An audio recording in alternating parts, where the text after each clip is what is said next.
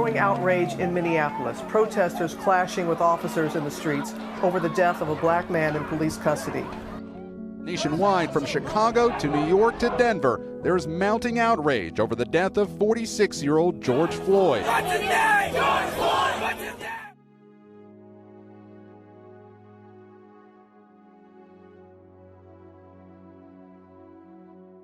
Right after the death of George Floyd, I came across her Instagram account, which had largely been inactive, and she had started posting these black squares with just the names of people who had been murdered by the police with their birth dates and death dates.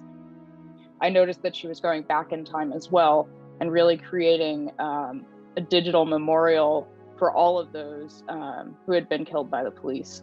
It was interesting to see Instagram being used as a platform for memorializing.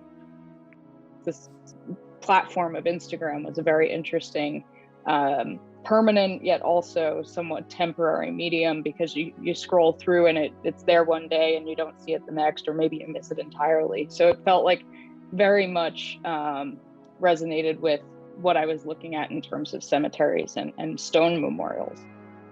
So I think it's therapeutic in many different ways, and I think Dr. Ater would agree with that. For some people, it's an interruption in the day. You're looking through pictures of, friends and families and pets and silly events, and then you come across one of these black squares with somebody's name on it, and it causes you to pause, even if it's just for a second. You're taken aback by it because it's in such contrast to everything else you see on social media.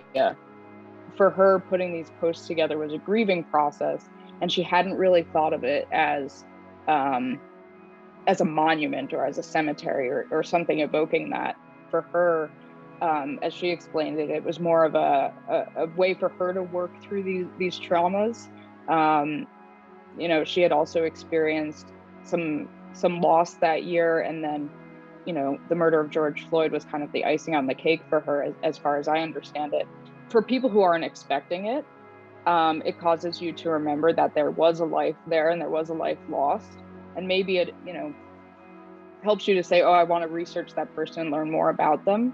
And in that way, it can be both educational and therapeutic in terms of causing you to pay attention to what's going on in terms of police brutality. But I think, for people who are already quite aware of what's going on, I think following it is a way of keeping track of what's happening. And people have their own practices with it.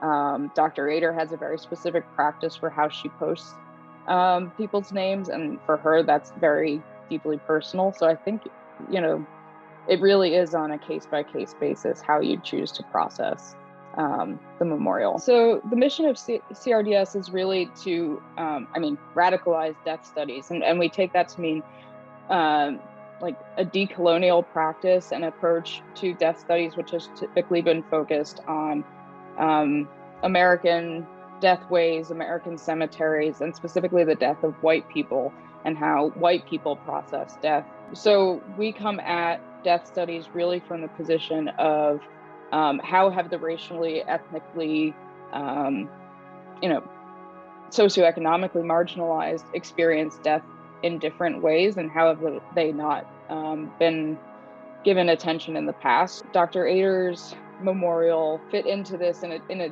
different way than I think we've had other blogs approach the subject of marginal death, in that it's something that's very present. It's something that we're dealing with unfortunately, almost every week, if not more often.